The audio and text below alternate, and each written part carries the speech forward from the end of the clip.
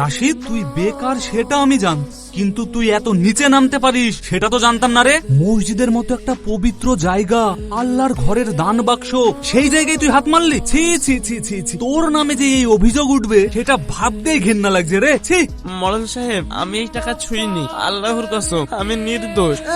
আমি নিজের চোখে দেখেছি এই বৃহস্পতিবার রাতে রাশিদ ভাই মুখ দেখি উপচুপে মসজিদের দিকে চাইছিল, আর ঠিক পরের দিনই মসজিদের টাকা উঠাও। তাহলে তোমরাই বলো এটা কি এমনি এমনি? শুধু তাই না মরল সাহেব, বেকার মানুষ তে একটাও টাকা নেই, বাপের হোটেলে বসে খায়। এমন লোকের চোখে টাকা দেখলে লোভ তো হবে, প্রমাণ সাক্ষী সব তো সামনে বসে, আর কি চাই? ঠিকই তো, বেকার মানুষ হতেই পারে। ছি ছি ছি ছি, ধর্মের টাকা গো।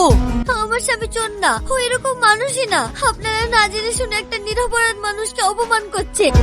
বহু তো স্বামীর হয়ে বলবে ভাবি, কিন্তু সত্যি বড় তেতো জিনিস, গিলতে কষ্ট হয়। আমি নির্দোষ, আজ প্রমাণ নেই আমার হাতে, কিন্তু সময় আছে, সময় একদিন সব সত্যি সামনে আনবেই। এই তুই চুপ কর, চোরের মায়ের আবার বড় গলা। ওকে আজই আমরা গ্রাম ছাড়া করবো। তোর মতো বেয়াদব ছেলে আমাদের গ্রামে কোনো দরকার নেই। কি বলেন আপনারা? এই রাশিদ, শিগগিরই তুই টাকা এক্ষুনি ফেরত দে, না হলে কিন্তু তোকে এক্ষুনি গ্রাম ছাড়া করবো। এই কি বলো তোমরা?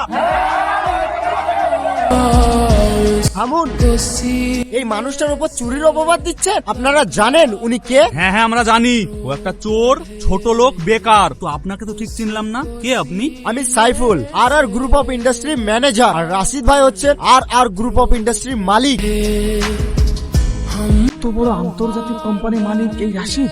আমি সাইফুল, আর গ্রুপ অফ ইন্ডাস্ট্রি ম্যানেজার। কিন্তু মানুষ আমাকে দেখে ভাবে আমি মালিক, কিন্তু না, মালিক হচ্ছেন আমাদের রাশিদ স্যার। আর আমার প্রত্যেকটা সিগনেচার ওনার অনুমতিতেই হয়। এই যে স্কুলটা দাঁড়িয়ে আছে, ভেবেছেন এটা সরকারে বানিয়েছে? না, ওটাও আমাদের রাশিদ স্যারের দয়ায়। আর যে হাসপাতালে আপনাদের ছেলেমেয়েরা বিনামূল্যে চিকিৎসা পায়, ওটাও আমাদের রাশিদ স্যারেরই তৈরি। এই দেশের হাজার হাজার এতিম ছেলে মেয়েদের ভাত কাপড় পরার খরচ কে করে জানেন?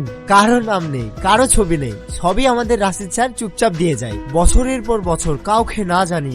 আর আপনারা আজ তাকে মসজিদের 50,000 টাকা চোর বানাতে চাইছেন? ছি, আপনাদের লজ্জা করা দরকার।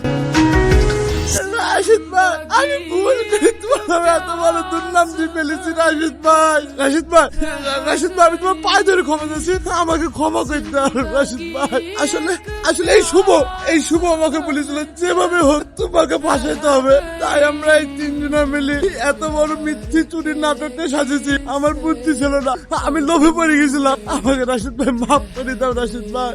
ওঠো রাকেশ, মানুষের পায়ে ধরতে নেই, শুধু আল্লাহর কাছে মাথা নত করতে হয়। ভুল যখন বুঝেছো, ক্ষমা তখন এমনি হয়ে গেছে।